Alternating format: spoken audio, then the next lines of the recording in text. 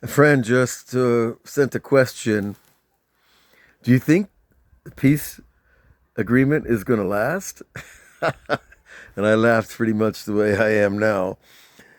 And I said, well, the track record isn't too good for those Hamasnikim for standing up for their deals. And I'm not really sure they believe in the deals that they say they stand up for.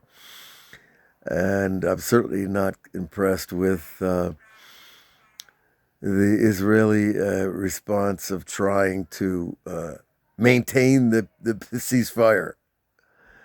What they're trying to maintain is the framework of an agreement between people who don't want an agreement. And this seems to be the white elephant in every room. Why can't anybody call it like it is? The Palestinians don't want peace. Hamas doesn't want peace. Jihad Islami doesn't want peace. All these organizations and institutions and nations don't want peace. They don't know peace. Beten Rashaim Tichsar. King Solomon said 3,000 something years ago, the stomach of the evil will always lack. There will never be peace between people that are in lack. They're always lacking in their stomach, but the stomach, of course, is not the real place. It's the metaphor for the place where we process this world on every level. And anybody who looks at the history of the relationship with these Arabic groups since 48 and since before 48, before they were already attacking Jews and murdering people in the streets, because that's the only thing they know. That's the only thing they believe in. And why can't the white man get that straight? Why can't the white man just call it like it is? These people don't want peace. Why are they pushing us for peace? Why are they pushing us for a two-state solution? Because they believe in it? They believe in it like, the cherry on top of your Sunday float. It's a dream. It's a dream to be the man who brought peace. Sounds messianic to me. Maybe that's the key of all the false messiahs.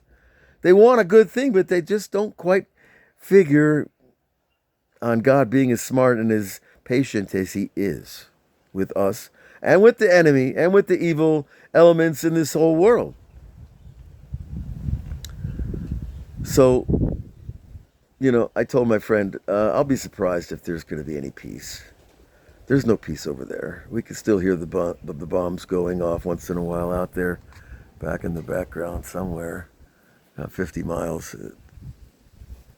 So we are in the midst of the messianic revolution that's transforming the planet. How? By separating good and evil, and making every human being from the little island in South Pacific to the giant cities of Europe, every human being has to choose whose side they're on. Because by choosing, well, not Israel, I don't even want to say their names because they're endless. By choosing not Israel, you're choosing against God. Just by their own preached interpretation of the Quran, twisted and inverted for its author's purposes. So, my friends, I've said it 1,000 times. Choose wisely. Choose good. Choose goodness. Choose your own truth. Your own truth. Not what you're fed on the media. Choose what looks like peace. But if people have no record of peace, of honoring agreements, of holding up to principles of integrity, then there's nobody to talk with. And that's what the Lubavitcher Rebbe told us 40 years ago. Don't talk with them. Just don't talk with them. There's nothing to talk about when you're talking with an evil person, because you don't know whenever, any moment, the sham will fall, the curtain will rise, and the person really who's inside will appear. The one that will do what they did on October 7th and continue to do it as long as they're given a chance. And that's scary because it's not a It's not a local jihad. It's a global jihad, my friends. And it's a sham for weak people to try to seize power through money. Oil money, big oil money, seizing power. Why wouldn't you want to control the world after you're a multi-billionaire? What else are you going to do? Watch soap operas? Catch the latest playoff game? Is that going to keep a billionaire satisfied? No. The evil inclination is always going to seek greater ambition because he's never going to feel satisfaction. Because the only way a human being has satisfaction in this world is by his relationship with the Creator, his Creator, the one who's activating and animating the spark within him.